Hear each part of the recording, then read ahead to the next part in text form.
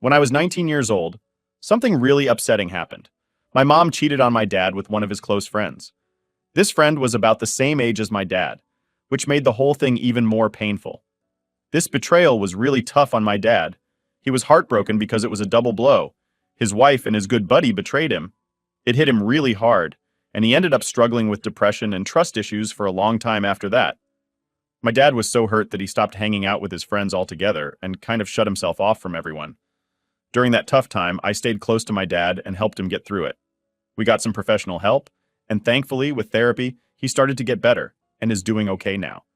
But because of everything that happened, the last time I talked to my mom, I told her she was done with me, that I didn't want anything to do with her anymore. So, it's been about 8 years since I've spoken to her.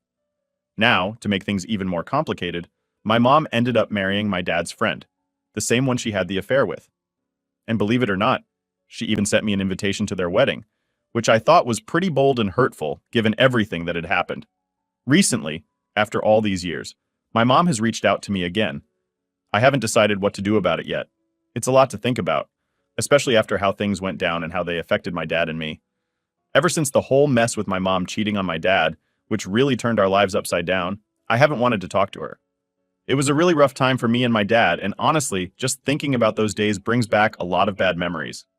Because of all that, I decided a while back to block her number and even block her on Facebook, and I did the same with her husband too. One day, out of the blue, I got a letter from her in the mail. My first thought was to just rip it up and toss it in the trash. Why even bother, right? But something made me stop and decide to actually open it and see what she had written. In her letter, my mom said she really misses being part of my life and feels super sorry for all the pain she caused my dad and me. She wrote that over the years, she's tried a few times to talk to me about everything that happened, to explain things or apologize, but she couldn't reach me because, well, I had her blocked. Now she was asking if I could come over to her house to talk, just the two of us. She made it clear that her husband wouldn't be there. It would just be me and her. She seemed like she really wanted to make amends or at least explain her side of the story. I'm stuck feeling a bit confused about what to do next.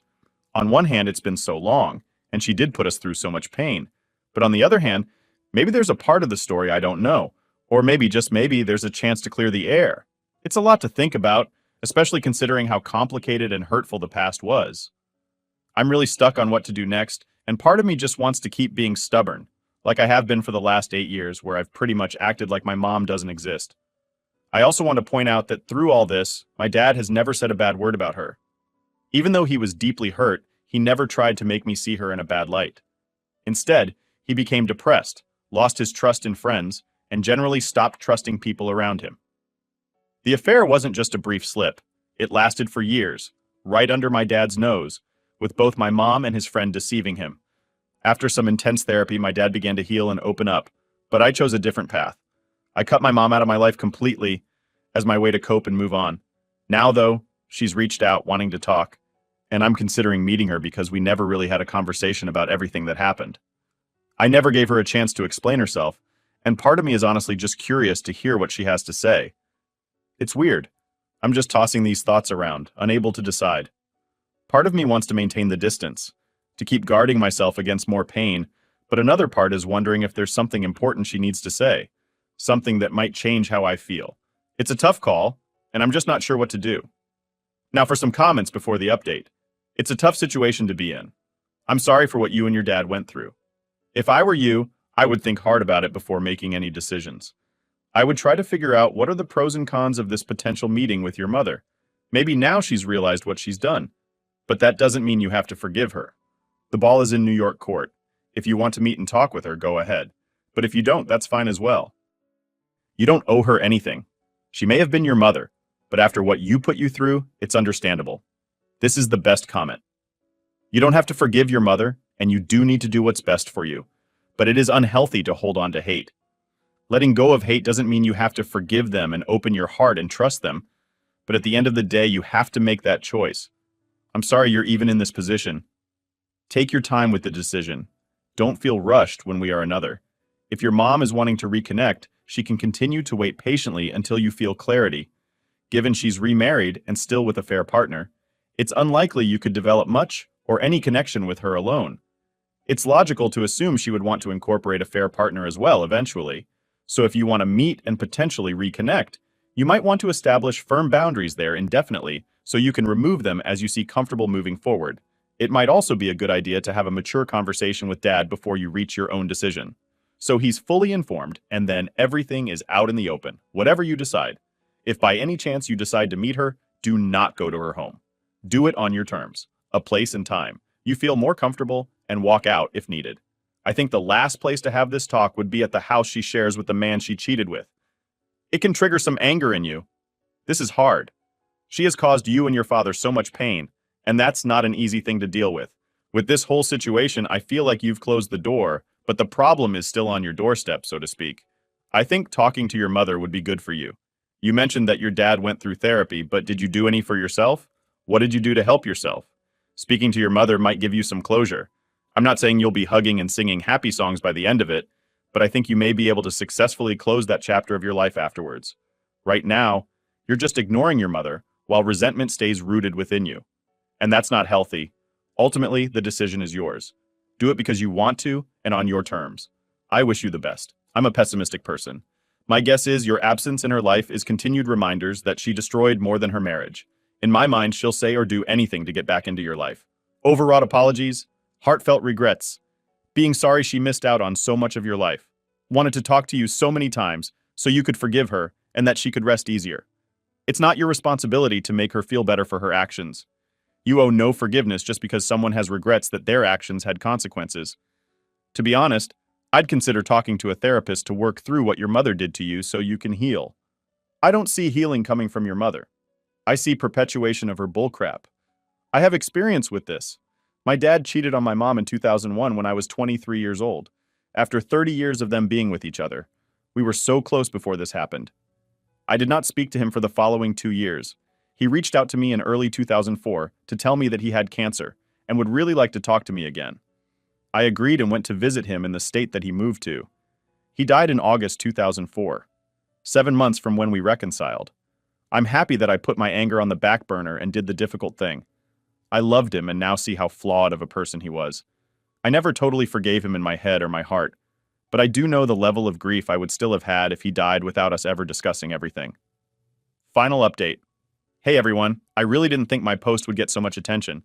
I just wanted to share an update because, based on a lot of advice from you guys here, I decided to meet up with my mom. We agreed to meet in a public place because I thought it would be more comfortable, and luckily it was a nice day out. So we ended up going for a walk in the park just to talk things over. She gave me a heads up beforehand that her husband would be picking her up afterward, and I was cool with that. It didn't really bother me. When we met, one of the first things I noticed was that she wasn't making any excuses for what had happened. She just kept apologizing, again and again. I told her straight up that I almost didn't come to meet her. I made it clear that I wasn't there for her sake, but for my own. I needed to do this for me, to find some closure or understanding maybe. She seemed to get that. We found a bench and sat down just to keep talking. One big question I had was whether my dad had done anything wrong or if he had been abusive in any way, which might have led to what happened. But she was very clear in her answer. No, he hadn't. She admitted that she simply developed feelings for someone else and acknowledged that it wasn't an excuse for the years of deceit. It was a lot to process, and even though it was tough, I felt a bit lighter for having the conversation. I'm still sorting through my feelings about it all, but I'm glad I went. It was important for me to hear her side, even if it doesn't change the past. During our conversation in the park, I found myself confronting some deep feelings and memories. While my mom continued to express her apologies, I opened up about my own experiences and realizations from those difficult years. I remember telling her, "You lied to us. You lied to me too, not just to Dad." Reflecting on my teenage years, I've started to remember all these little moments that didn't seem important at the time but now feel so obvious. Like those times her ex-friend, now her husband, was over at our house when Dad was away. I look back and see how friendly you two were with each other, and I feel so foolish for not connecting the dots earlier. All these small memories that I never thought much about at the time suddenly make a lot of sense. I also shared with her how those years have shaped the way I think about that period of my life now, and I told her about the enormous pain Dad went through. He never spoke ill of her or her husband despite everything. But he struggled deeply with depression, to the point where I was genuinely scared I might find him gone one day, taken by his own hand. The betrayal by two of the closest people in his life, his wife and his best friend, had pushed him to the edge. In confronting these painful truths with my mom, I explained why I had made the decision to cut off all contact with her. It was what I felt was right, a necessary step for me to protect my own well-being and support my dad. I needed her to understand the impact of her actions, not just on him, but on me too. It was a hard conversation, but it was essential for me to express these things that had been weighing on me for so long. I made it very clear to her during our talk that my decision to cut ties was my own. I wasn't influenced by Dad. It was something I felt I needed to do for my own peace of mind. Given all that, one big question hung in the air. Why was she reaching out now after all these years? What did she want from me at this point? Her answer was simple but loaded with implications. She wanted to be part of my life again. I couldn't help but respond sharply. You should have thought about that while you were lying through your teeth for 5 years. It was hard for me to reconcile the warm memories I had of her and Dad's friend, who was almost like an uncle to me, with the betrayal they orchestrated right under our noses. We had even gone fishing together, him acting like Dad's buddy, all while entangled in lies and deception. I asked her, almost rhetorically, how could you manage it for so many years? She didn't have an answer to that. Much of our conversation was me expressing my feelings of betrayal and disappointment, although I made sure to let her speak her piece too. By the end of our talk, I told her firmly, I'm doing fine without you. I just wanted to meet you because I wanted closure, and I've gotten it now. She tried to assert that she was truly sorry, not just for getting caught, but for everything that had happened. She even said she'd do anything to at least have some form of contact with me. But at that moment, I laid down the only condition that might ever change my mind. The only thing that would ever make me consider having any contact is for you to make a choice. I left it at that, not fully elaborating, but making it clear that some significant gesture of goodwill or change on her part would be necessary for me ever to consider reopening our relationship. After hearing her out and saying everything that was on my mind, I finally laid out the ultimatum that had been building up for years. You already made your choice. Either divorce him or stay with him and go no contact with me. But I'm not going to force you to make that choice because you already made it. I wanted her to understand the weight of her decisions, not just on her life, but on mine too. I then told her, I feel I got what I came for, which was some closure, and you wanted to speak your piece. Now you have. And I still don't feel I want to have any contact with you. Just leave me alone. You made your choice. I needed her to know that while I wasn't angry, I also couldn't just go back to how things were.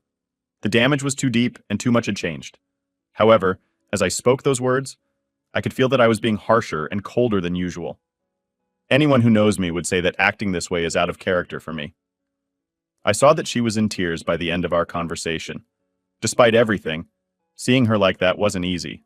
I simply told her, live your life. It was a tough, emotional moment, one where I had to stand firm on my boundaries while also confronting the complicated feelings that come with family and betrayal. While I sought closure, I also had to manage the mix of relief and sadness that came with finally saying everything that needed to be said. I ended our conversation with a definitive line, and I will live mine, but I don't want you to be a part of mine.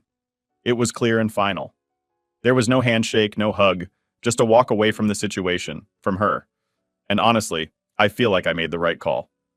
Throughout the entire meeting, I stayed calm. There was no yelling, no name-calling. Keeping my composure was important to me, even though it was incredibly tough. Seeing my mom in tears was hard. It's not something I take lightly or am proud of causing. But it was essential for her to understand the full impact of her actions, not just in the past, but on our future relationship as well. I needed her to know clearly why I chose to cut contact, and to ensure she understood that this wasn't just a spontaneous decision, but one I had considered deeply for a long time.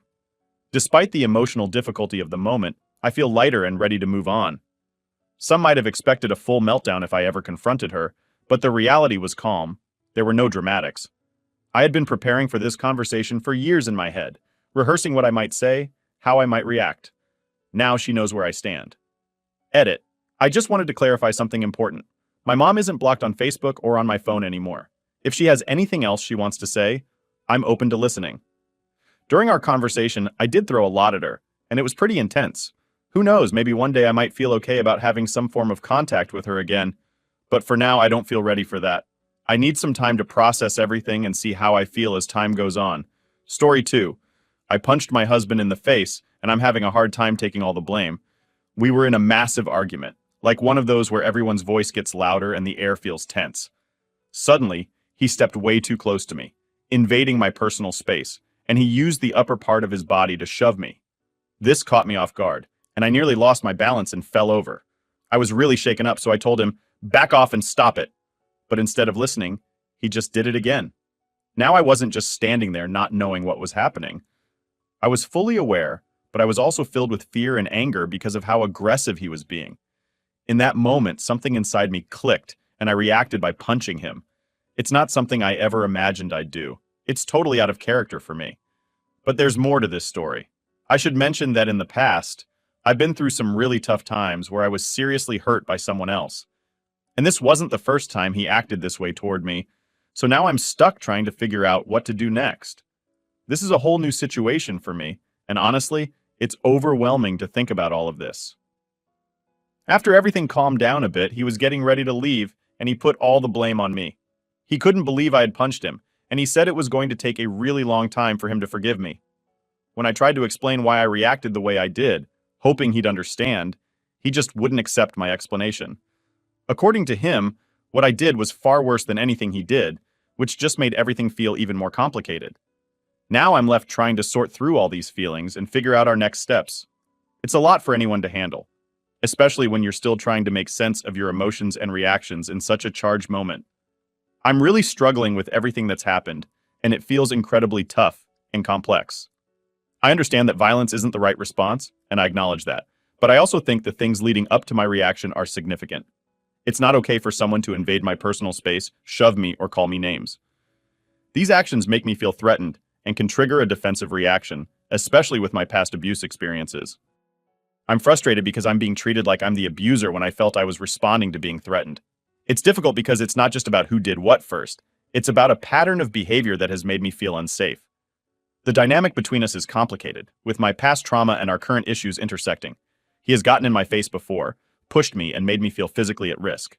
My reaction, while regrettable, came from a place of feeling cornered and needing to defend myself. This doesn't make my punch okay, but it does explain some of the reasons behind it. I think it might help to talk about these incidents with someone neutral, like a counselor or therapist. They could help me find safer ways to handle confrontations and work through my trauma responses, like the blackouts and flashbacks from my PTSD. As for whether I'm completely wrong, I don't think it's about being right or wrong in a situation as nuanced as this. It's more about understanding my triggers, how I respond, and how to manage them better in the future. I also need to think about why I'm staying in this relationship and whether it's good for my mental health and safety, considering my history. Reflecting on this could help me figure out what's healthiest for me moving forward. In the past, when things got really bad between us, he would take the blame. But not this time. I've never been the one to make the first move to hit, especially not in the face. This time, though, the mix of anger and hurt from being treated so poorly by someone I love, coupled with the fear and panic I felt, made me snap. I didn't hit him as hard as I could have. Not that it makes it okay, but I want to point out that it wasn't a punch thrown in pure anger. It was more out of panic, a sloppy reaction in a moment of fear. I've tried talking to him about this, explaining how I felt and what led up to that moment, but right now, I'm being painted as the villain. It's hard to tell if he's just playing games with my mind. I understand why I reacted the way I did, even though he was being aggressive too. But maybe he's right? I'm really trying to work out if I'm completely in the wrong here. They keep telling me I am, and it's weighing heavily on me. I'm searching for some clarity, trying to understand if my actions were totally unjustified or if there's some understanding to be found in the chaos of our conflict. Story 3. Grandmother gave my brother and me an equal share portfolio each when we were kids. Brother sold his when they were worth a car. I left mine in, and now they're a substantial amount. Brother and his girlfriend want my half now. When my brother was 16 and I was 4, my grandmother set aside a share portfolio for us. As soon as we were old enough, it was transferred into our own accounts, and it was only 4 years later that my brother dipped heavily into his and bought a new Honda. I knew about mine for much longer than he did before it became mine, and watched it grow since I understood what it was. By the time I was given full control, it was already worth a ridiculous amount because a big portion of it was invested in Apple, and I'm torn on using the funds locked up as they are because Dad drilled it into me to leave it to grow until I'm 40-something. I don't talk much with my brother. He's done some stupid things to the family over the years, and I didn't really grow up with him, so all I usually hear about his life comes through Dad. His new girlfriend works in law, though, and I've received a formal letter from them both that the investments my grandmother made were designed to be for both of us to use, not just for me alone, and his was only around $15,000. The number is right, but mine was only worth that at the time he spent it too. They want half of the value of mine now, and his girlfriend has informed me if I don't give them access, then the legal fees and fines would eat up my half and I'd be left with nothing. The dividends alone support a huge part of my life, and they've saved me a few times. If half of that disappeared, it'd set me back years. I know it sounds selfish, but I'm really used to having the extra income back me up when I've wanted to move. I've lived in 4 states by my own choice, and I want to move and take in more before I settle down, if I ever do. How likely is it they'll win and leave me with nothing? As far as I know, there was no paperwork or will, just my grandmother's word. She set up my brother's accounts when he turned 19, but she gave them to Dad at the same time as my brother got his, and Dad transferred the whole lot to me 6 years ago. For my share, I have all the logins. The trading accounts and bank accounts are in my name, and the shares are all solely in my name too. Should I find my own lawyer, and if I need one, what kind do I need? I have an accountant I've used for years, but this doesn't seem like an accounts problem, but a law one. Update. Mostly good news. I worked with my dad and got my own lawyer. I got the timeline of my shares wrong, but it comes out the same. What my brother and I inherited from my grandmother was originally part of my grandfather's portfolio. He was the money-savvy one.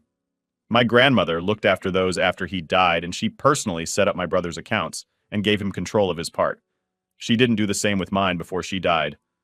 I thought she had already set the accounts up for me and given control to Dad before passing.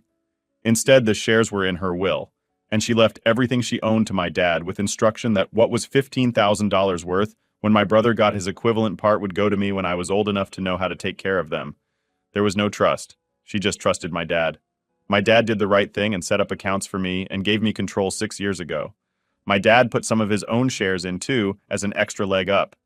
Dad admitted to me he'd chewed out my brother last year when he came to him asking for money, and Dad had supported him several times over the years and got to the point he'd had enough. My brother found out I still had my investments because Dad had used me as an example of how brothers should have been using money. That's how my brother found out I still had shares and they'd grown. According to all that info, my lawyer tells me I'm in the clear, but it's not going to get to the point of finding that out in court, as my brother's GF was only a legal secretary. I say was because the firm she worked for apologized and informed my lawyer she was terminated immediately. The letter I received from them had been edited to put her name in a position higher up than it should have been, and some of the contact information had been changed. A week after she was fired, my brother visited me begging for money. His girlfriend is in serious debt, and she took a chance on scamming cash from me and lost. I felt awful rejecting my own brother over and over, and if he hadn't involved his girlfriend needing an amount well into 5 figures, I might have given him some. The next morning, I found all my tires had been slashed. Screw him. I don't feel bad anymore. The rest of the comments in the previous thread made me realize I don't know nearly enough about what I'm doing with the shares and dividends and money in general. A lot of the decisions I've made have been with Dad's help, and his advice has paid off well so far, but not because I knew it would, but because I had no idea what I was doing and left it up to him. I've booked in to work with a financial advisor to make the most of what I have. Thanks for all your comments.